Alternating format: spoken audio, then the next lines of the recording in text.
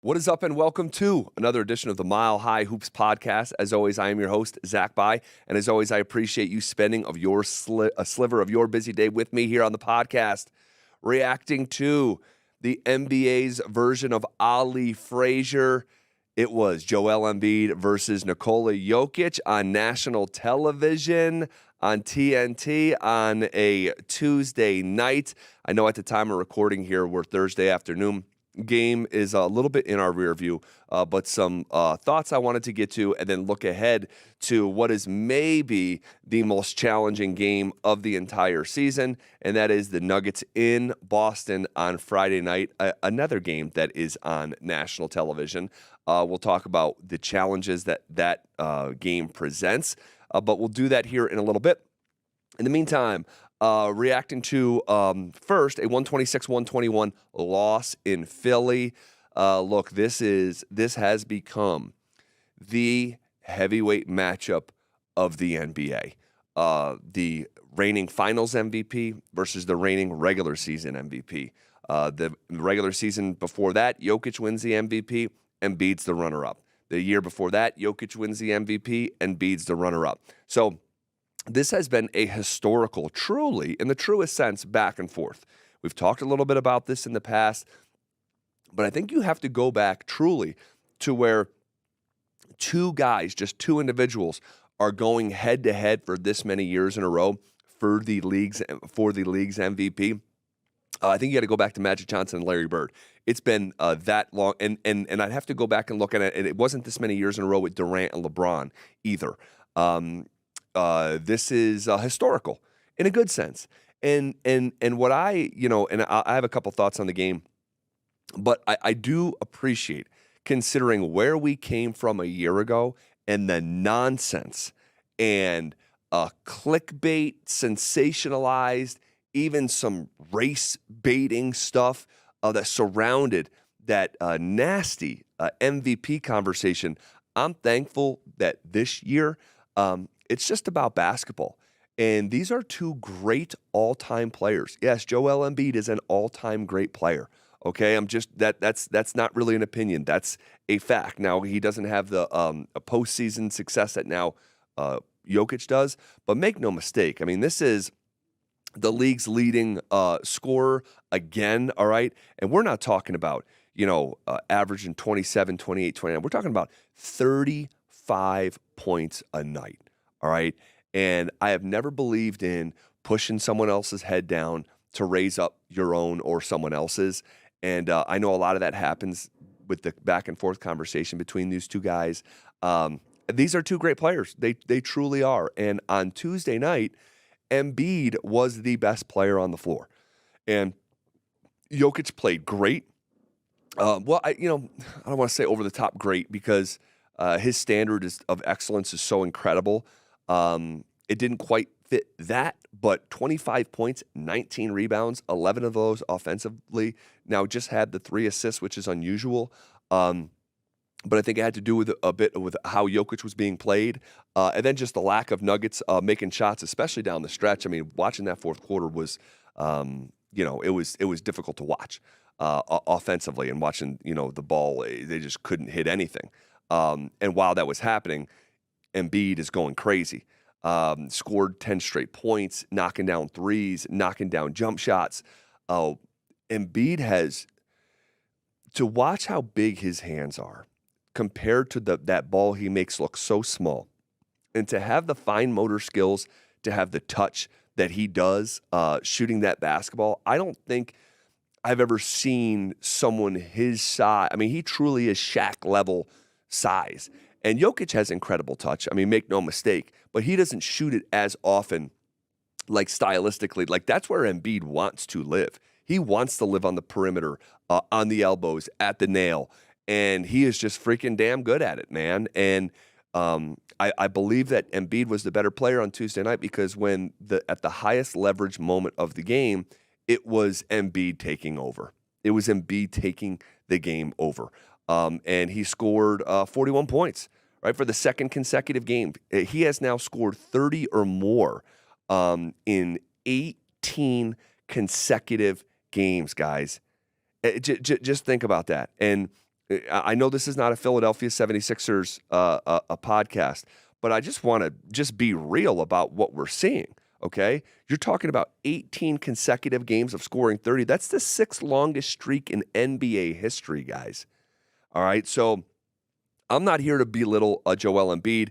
It seems like he's not doing the same sort of campaigning and that he's done in the past. And in fact, after the game itself, outside some comments from Patrick Beverley after the game about locking up Jamal Murray, it's kind of silly, but it's Pat Bev. The tension around the teams and the two players, Embiid and Jokic, it's not really there in the same way that I remember it. And you see after the game, Embiid saying to Jokic, I think you're the best player in the world. I'll see you in 10 days. Jokic is smiling with him. And I think a part of a reason for the current environment around these guys is because both players truly got what they wanted a year ago. Embiid finally got his regular season MVP. He wanted to check that box, I believe, more than anything related to the game of basketball. And Jokic, conversely, stopped caring about the MVP. It became solely about winning a championship, and he got that done. So both players accomplished the biggest check mark in their careers, and I think that lifts the pressure and the tension a little bit off of these two guys. In terms of the game, more about the game itself, I'm not discouraged at all about the loss. I'm really not. And in fact, I wasn't impacted at all, my view about the Nuggets. Now, we'll often come in here and refer to, footnote wins or footnote wins or losses in a long season, especially, and we've talked about this since the start of the year, reacting to these regular season games when you're coming off a championship. It feels less significant than before, but we still have an obligation to react to the games. So, and we've talked about this really for 5 or 6 different times here on the Mile High Hoops podcast, trying to find that balance of what matters, what doesn't, what feels impactful, what doesn't. And there's been a lot of games this year that don't really move me, and I'm not on the edge of my seat. It's just hard for me to get there considering this team reached the mountaintop. And maybe you feel the same way, or maybe you don't. But I wanted to mention that because on Tuesday night, this was appointment television for me. And you could feel the environment in that arena. They all were on the same page too. That felt like a playoff game, all right? And it was a feeling that I've only got maybe once or twice this year, but not even to the degree of how I felt about this one. The eyeballs, the national TV, the history, the mega matchup, the MVPs. And the fact that they lost, I wish they won. I wish they won. But I do want to mention this. So one of my high school teammates, who's a great player, back in the Northeast, upstate New York, he was our school's all-time leading scorer for maybe a decade. And he and I are very, very tight to this day. He's very, very smart. Went to Johns Hopkins, and he's a trader in Chicago and has carved out an incredible life for him and his family. And he trades commodities.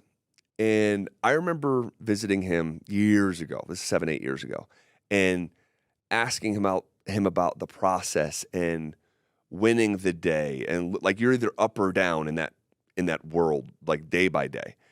And I remember him saying something that didn't really make sense, doesn't necessarily completely make sense to me now, but I do understand, I believe, a part of it. And I thought of this the other night when I watched the Nuggets lose to Philadelphia.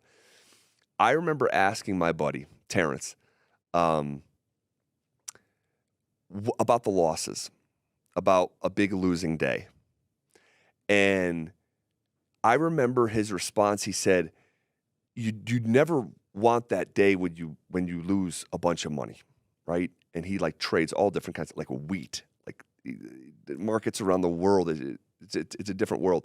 But I remember him saying, in a bizarre way, he said, some of the big losses make you feel alive, like it shakes you, reinvigorates you, recenters you.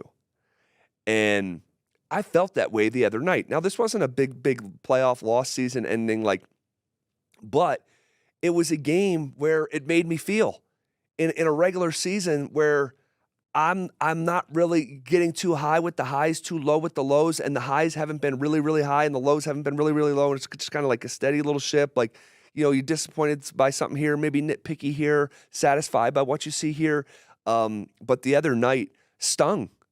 It did. And in a weird way, made me kind of feel alive of okay, that game really mattered to me. I was not disturbed, but I was unusually bothered by the loss because of all the noise and narrative that goes into it. And I hope me putting all this together makes sense. And maybe it does for some, and maybe it does not for others. But yeah, that was a game that felt like it had some weight to it, and the Nuggets lost. All right, now they're going to get their opportunity in the next week and a half as Philadelphia comes back to Denver. Joel Embiid's going to play. I have a bet with a guy at the station already who doesn't believe he's going to play. He's going to play. He knows the noise around him ducking Jokic last year. He got blasted on national television for it. And now he's already got the one win in his pocket. He's going to come back and play. He's healthy unless he's hurt. You're not going to see a load management. Philly does not play the night before they come to Denver. So we're going to see it again. We're going to see it again. All right. And Embiid, I believe, is going to answer the bell. And I think the Nuggets are going to win that game in Denver. And in fact, if I had to pick, I think they blow them out in Denver. I feel like they should have won in Philly and didn't execute down the stretch. They got out-executed. But don't tell me, and I got into an argument on the air yesterday with my buddy Will Peterson saying, he's like, oh, for Jokic, that was just a Tuesday in January. No, it was not. No, it was not. I don't think, Jokic doesn't play nearly 40 minutes on just an average Tuesday in January. Gordon played 39 minutes. Michael Porter Jr., 34. Jokic, 38. Jamal Murray, 38 minutes. KCP, 33. Those were playoff minutes. Nuggets wanted to win that game. The environment felt like playoff. The intensity felt like playoff. That first half was freaking brilliant. It's one of my favorite first halves of basketball of any game all season long. It felt like a damn video game. I mean, truly. In the high 70s, each team in the first, 24 minutes. Good game, not discouraged at all. Wish the Nuggets got a little bit more from Jamal Murray. I'm not saying he played the worst game in the world, 17 points, 10 rebounds. Some sloppy decision-making in the fourth quarter that hurt Denver. He had a lot of loud buckets in the second quarter. But on the whole, he wasn't, a lot of these Nuggets played well. The Nuggets played well. I did not think Jamal Murray was enough of a solution considering the responsibility on his plate to be the second best player in a game like that. I did not think he answered the bell in a similar kind that Tyrese Maxey did, to be quite honest, which we would look at as the Sixers' second best player.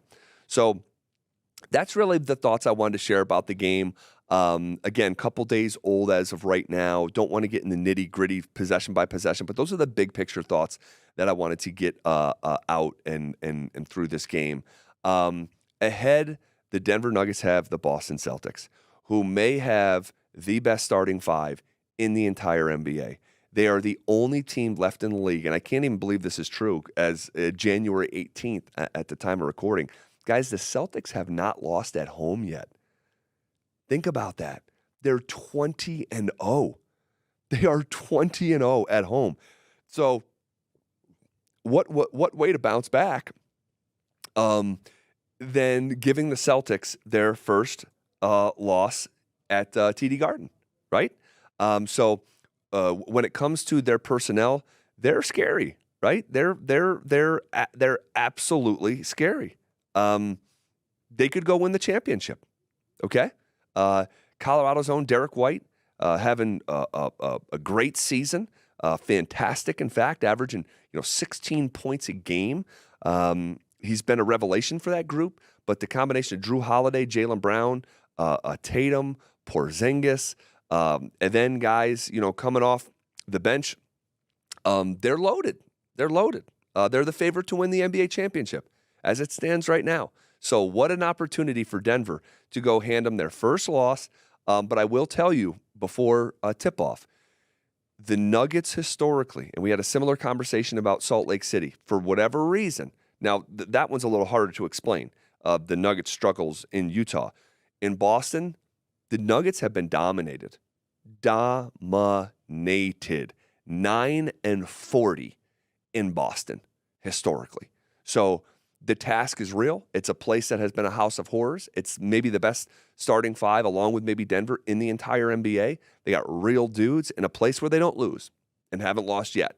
So what an opportunity to go kick the door down to the weekend and make some NBA noise. And they can certainly do that. And I hope they're up for the game. It'll be on national television. And quite frankly, I can't wait for it. Looking beyond Boston before we say goodbye here, it's the Celtics on ESPN Friday night. And then on Sunday, the Nuggets will host the Washington Wizards in a bit of a matinee at 4 o'clock in the afternoon. Tuesday in Indiana, and excuse me if I said they were at home, they're in Washington. In Indiana on Tuesday. So we'll come back here on Tuesday next week, reacting to what happened on Friday night in Boston and then in Washington on Sunday, and then preview the game against the Pacers, who I just watched in person this past week at Ball Arena. All right, guys, we're going to leave it there for now. Please rate, subscribe, like, comment, turn the notifications on so you never miss a podcast. All that stuff relates to YouTube. And then beyond, guys, if you feel like we deserve a 5-star rating, we would love that. Tell a friend about this podcast. If you're listening just to the audio version, we are on YouTube. If you want to see the visual of it as well, we'll be on Twitter as well. So shout out all our social channels, all our viewers and listeners, and we appreciate you being here. I appreciate you being here with me today. Okay, whatever happens in Boston and then in Washington over the weekend, we'll be back here on Tuesday to talk about it right here on the Mile High Hoops